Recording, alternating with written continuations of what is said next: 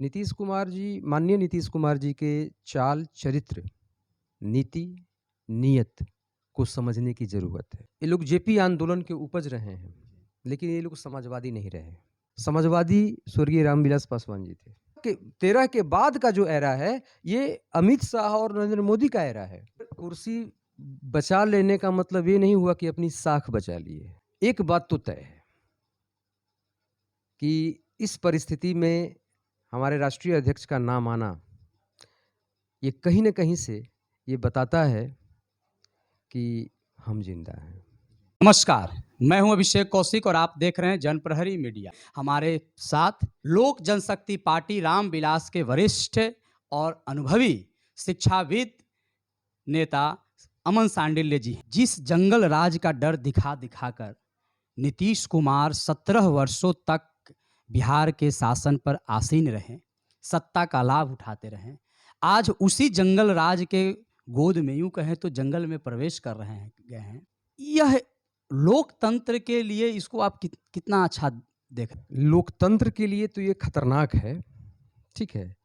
लेकिन सबसे पहले देखिए नीतीश कुमार जी, माननीय नीतीश कुमार जी के चाल, चरित्र, नीति, नीयत को समझने की ज़रूरत है।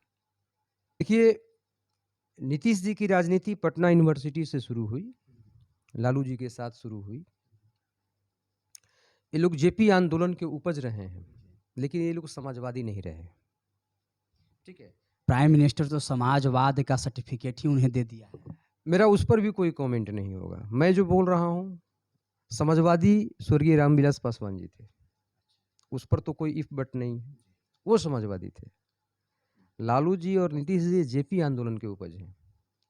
इस समाजवाद के किसी भी पुरोधा के शिष्य नहीं रहे हैं। कि एक वाजपेयी का युग था बीजेपी में और 2014 चुनाव से पहले ये अलग हो गए। मतलब कि उस एरा को आप वाजपेयी और अडवाणी का एरा मान करके चलिए, लेकिन 13 के बाद का जो एरा है, ये अमित शाह और नरेंद्र मोदी का एरा है। बात समझे? तो वहां तक तो ये कामयाब रहे। दोबारा जब ये एनडीए में आए, आरजेडी के साथ मैंडेट लिए, मैंडेट लेने के बाद फिर तोड़े, फिर इल्ज़ाम लगाए कि वो तेजस्वी जी और तेज प्रताप जी के जो मामले आए उसको लेकर के इन्होंने इस्तीफा दे दिया। उसके बाद जब दोबारा इनकी एनडीए में वापसी हुई तो ये सोच रहे थे कि जो पहले एनडीए में मेरी प्रतिष्ठा थी या जो मेरा रुतबा था, दबदबा था, भाजपा वाले जो हमारी हर बात को मान लिया करते थे, है ना, हर तरह का मैं बार्गेनिंग कर लिया करता था, वो नहीं रहा। ये समझ नहीं पाए कि ये मोदी और अमित शाह की भाजपा है, इसमें ये असफल रहे और शायद उसी बार्गेनिंग के चलते ये बार्गेनिंग कर नहीं पाए और बार्गेनिंग नहीं करने के चलते आज ये सरकार की दुर्गति हुई है और एनडीए से नीतीश जी अलग होकर के आरजेडी के साथ चले गए। इसमें नीतीश कुमार का क्षति तो दिखता नहीं है। बीजेपी के जब साथ थे तभी वो मुख्यमंत्री थे, आज राष्ट्रीय जनता दल के साथ गए हैं तभी मुख्यमंत्री हैं। बैकफुट पर तो बीजेपी दिख रही है। देखिए, ये साख शब्द यहाँ मत बोलिए। मुख्यमंत्री जी अपनी कुर्सी बचाने में सफल रहे हैं। कुर्सी के लिए ही तो लड़ाई होती है ना, कुर्सी के लिए ही राजनीति हो रही है। पर कुर्सी बचा लेने का मतलब ये नहीं हुआ कि अपनी साख बचा लिए। साख तो एक सियासत में चारित्रिक साख होता है। इन्होंने अपने चारित्रिक साख को तो खत्म कर दिया। आम जनता के बीच में अगर जाइएगा तो आम जनता क्या बोलेगी? भाजपा ने पलटी मारी, आरजेडी ने पलटी मारी। जनता तो कह रही है कि नीतीश कुमार इधर से उधर पलट मार मार करके कभी आरजेडी कभी बीजेपी, कभी आरजेडी कभी बीजेपी कर रहे हैं। पलटू राम का इनको संज्ञा किसने दिया? संबोधित किसने किया? आरजेडी ने। नीतीश कुमार से दो पार्टियां लार्जेस्ट लगभग डबल इलेक्ट्रल, अगर हम पावर की बात करते तो लगभग डबल शक्तियां हैं बीजेपी के पास भी और राष्ट्रीय जनता दल के पास भी। इसके बावजूद भी कौन सी ऐसी मजबूरी है चाहे बीजेपी या आरजेडी को कि नीतीश कुमार ही मुख्यमंत्री बनेंगे? तो जनता तो अब ये समझ रही है कि हमारे वोट का सम्मान नहीं है, जनता इग्नोर कर चुकी है सर, 2020 में ही इग्नोर कर चुकी है नीतीश कुमार को। लेकिन पॉलिटिक्स, जो पॉलिटिशियन जो लोग हैं, जो सत्ता की इर्द-गिर्द रहना चाहते हैं, वो नीतीश कुमार को मुख्यमंत्री बना रहे हैं।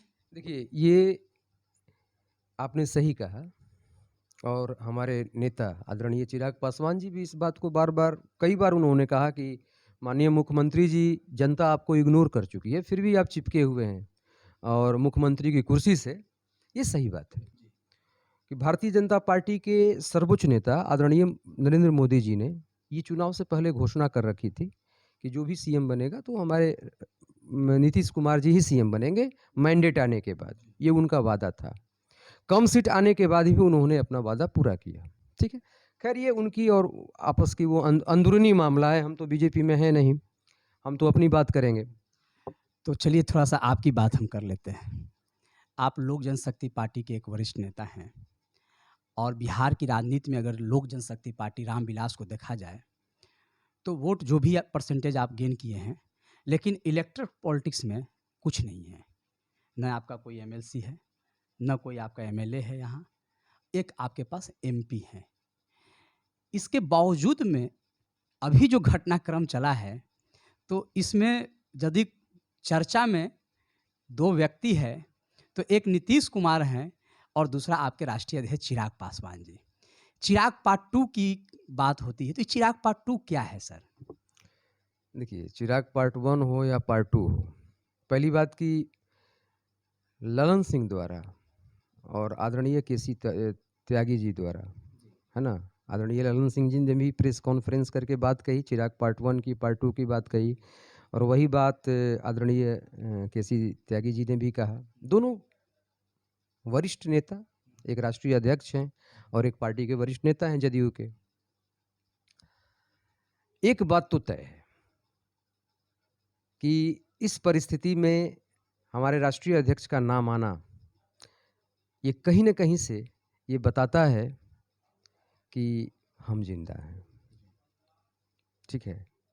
हमारी पार्टी जिंदा है और हमने जो 2020 में किया, उसमें हम कामयाब रहे। अगर कामयाब नहीं होते, तो इन दोनों नेताओं द्वारा पार्ट 1 और पार्ट 2 की बात नहीं की जाती। एक मॉडल दिया गया, चिराग मॉडल। जिस सेंस में दिया गया हो, मैं उस पर बात नहीं करना चाहता। लेकिन अगर मेरी चर्चा हो रही है और एक मॉडल की चर्चा हो रही है, इसका मतलब कि हमने जो अपने हाथों में जो जिम्मेवारी ली थी, उसको हमने पूरा किया। कौन जिम्मेवारी दिया था? बिहार से देखिए, हमारी जिम्मेवारी एक ही थी कि माननीय नीतीश कुमार जी वृद्ध हो गए हैं, बिहार की शासन व्यवस्था इनसे चल नहीं रही है, इनको बिहार के शासन को छोड़ना होगा। ठीक है? ये कमज़ोर हो चुके हैं, है ना? इस शासन में बने रहने का कोई इनका नैतिक अधिकार नहीं है। न तो इनका जो जो कद था और जो इनकी साख थी, वो भी खत्म हो गई है।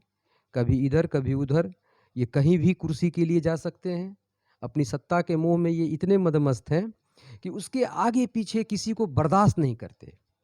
ये सोचते ही नहीं है कि माने ऐसा लगता है कि जैसे कि अंतिम समय में, जीवन के अंतिम क्षणों में भी ये मुख्यमंत्री के पद पर रहना चाहते हैं। यानी ऐसा लगता है जैसे शासन की बागडोर अंतिम समय तक, है ना? इधर शासन की बागडोर तभी छूटे जब अंतिम सांस निकल रही हो। ये इनकी सोच है। नीतीश कुमार अभी कह रहे थे, उनका एक स्टेटमेंट आया था कि जो 2014 में आए हैं, वो 24 में रहेंगे तब तो।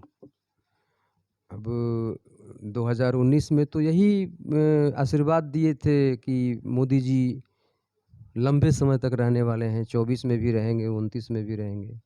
उस समय तो नीतीश जी साथ में थे ना उनके। ये क्या तरीका है? साथ में होने नहीं होने से इसका आपकी भविष्यवाणी बदल रही है, इसका मतलब कि आप नीतीश जी ये सोचते होंगे कि हम साथ में हैं इसलिए वो मजबूत हैं, हम हट गए तो ताकत कम। 2014 में ये साथ में थे। 2014 में जब आदरणीय नरेंद्र मोदी जी प्रचंड बहुमत हासिल किए और प्रधानमंत्री बने, तो नीतीश जी उस समय साथ में थे, 2 सीट पर सिमट गए थे और भी बेईमानी करके नालंदा का सीट जीते। ठीक है ना? ये कैसे कह दीजिएगा कि 2000 ये रहेंगे तो मोदी जी का वजूद है या नहीं रहेंगे तो मोदी जी का वजूद नहीं है, ऐसी कोई बात नहीं है। अब ये आगे का एक प्रधानमंत्री का सपना देख रहे हैं। देखिए सच्चाई ये है ना कि पहले ये बार्गेनिंग उपराष्ट्रपति पद के लिए किए, ये समझ गए थे कि अब हमको उपराष्ट्रपति बन जाना चाहिए, ठीक है। हमारे जितने भी कुकृत्य हैं, बहुत सारे घोटाले हैं, 80 घोटाले हुए हैं इनके रीजन में इधर 10 सालों में। तो जैसे छात्रवृत्ति घोटाला हुआ, सृजन घोटाला हुआ, बड़े-बड़े घोटाला हुए, ठीक है ना।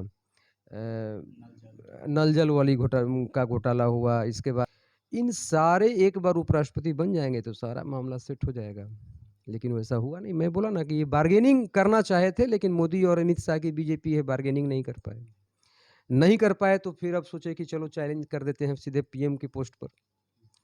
तो आने वाले समय में 2024 की तैयारी अपने को ये प्रोजेक्ट कर रहे हैं एज ए पीएम। लेकिन मेरा सबसे बड़ा सवाल है कि क्या महागठबंधन से इतर यूपीए, जिसका कि पार्ट आरजेडी भी है, क्या यूपीए इस बात को स्वीकार करेगी कि नीतीश कुमार पीएम मटेरियल हैं? क्योंकि कांग्रेस में तो पहले से आपको राहुल गांधी तैयार बैठे हैं। राहुल गांधी का ये राइट भी है भाई, सबसे बड़ी माने सेकेंड लार्जेस्ट पार्टी है, संख्या जो भी हो, लेकिन पूरे भारत में अपनी धमक और पहुंच अगर भाजपा के बाद कोई दूसरी पार्टी है तो वो कांग्रेस की है। हर जगह उसके कार्यकर्ता है। आज भले ही वो 52-53 सीटों पर सिमट गई हो, लेकिन कल के दौर में हो सकता है कि उसके पीएम हो। भविष्य की बात मैं कर रहा हूं, उसको आप इग्नोर नहीं कर सकते।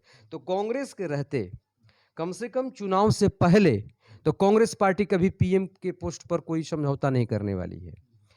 चुनाव के बाद गठबंधन एक अलग होता है, वो सत्ता का खेल शुरू हो जाता है, कौन पीएम बनेगा। लेकिन उससे पहले तो हमको नहीं लगता है कि नीतीश कुमार को लेकर के कांग्रेस पार्टी कभी भी पीएम मटेरियल के रूप में कांग्रेस पार्टी उनको। ये मुख्यमंत्री जी कुर्सी को छोड़िए और इस कुर्सी को उस योग्य युवा नेता के हाथ में सौंप दीजिए जो बिहार का शासन चलाने के योग्य हो। यही तो हम भी डिमांड कर रहे हैं, हमारे राष्ट्रीय अध्यक्ष भी यही डिमांड करते हैं कि क्यों जबरदस्ती चिपके हुए हैं आप। ऐसा क्या है, उम्र हो गई है, शासन व्यवस्था चल नहीं पा रहा है, हर जगह अराजकता का माहौल है। आप समझ ही रहे हैं कि नीतीश कुमार जी का मानसिकता क्या है। वो अंतिम समय तक भी उनका प्रयास रहेगा कि वो चिपके रहें, लेकिन मुझे नहीं लगता है बिहार की जनता समझ गई है और बहुत जल्दी अभी राष्ट्रीय जनता दल के साथ गए हैं। आदरणीय तेजस्वी यादव जी को भी हमारे राष्ट्रीय अध्यक्ष ने चेतावनी दे दी है कि संभल जाइए।